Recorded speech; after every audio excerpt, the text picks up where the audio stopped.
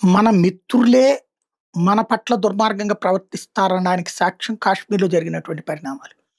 ఇవాల్టి రోజున ఈ ఎవడైతే హైదరాబాద్ యునానీ డాక్టర్ దొరికాడో వాడిది చూస్తుంటే వాడిది తయారు చేద్దాం అనుకున్నదేంటి? మనకిప్పుడు పండ్ల మీద నీళ్లు చల్లుతారు, పూల మీద నీళ్లు చల్లుతారు, కూరల మీద నీళ్లు చల్లుతారు. అట్లాగా వాటిట్లలో కలిసిపోయేటటువంటి రెజీమ్ అనమాట. అది అందులోకి ఇంకిపోతుంది. అవేం పాడవవు. తర్వాత మనం వాడితే మన శరీరం పాడైపోతుంది. కుళ్ళిపోతుంది.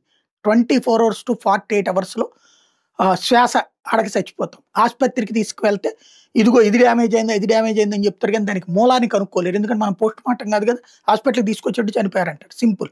ఇది ఎంతమందిని చంపాలి అన్నటువంటిది వీళ్ళు ప్రసాదాల్లో పెట్టాలనుకున్నారట, పూలల్లో పెట్టాలనుకున్నారట, కూరల్లో పెట్టాలనుకున్నారట. ఇట్లాంటి దాంట్లో చేయాలనుకున్నారు. అట్లాగే డాక్టర్లుగా మంచి పొజిషన్‌కి వెళ్ళినటువంటి వాళ్ళు చంపాలనుకున్నటువంటిది. అలాగే తమ దగ్గరకొచ్చిన పేషెంట్‌లని మత మార్పిళ్ళకి గురి చేయడం, లేదా మతహింసకు గురి చేయాలనుకోవడం.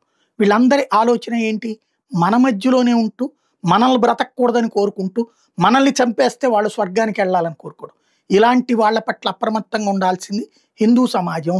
ఇలాంటి వాళ్ళు మనమేమి ఇతర మతాల్ని ద్వేషించక్కర్లా, దూషించక్కర్లేదు. కానీ ఇలాంటి ఉన్మాదులు కనబడినప్పుడు తక్షణం పోలీసులకి ఇంటిమేట్ చేయడం, నిఘా వర్గాలకి ఇంటిమేట్ చేయడం చెయ్యకపోతే భవిష్యత్తులో వీళ్ళ హింస ఇంకెక్కడి దాకా వెళ్తుందో తెలీదు.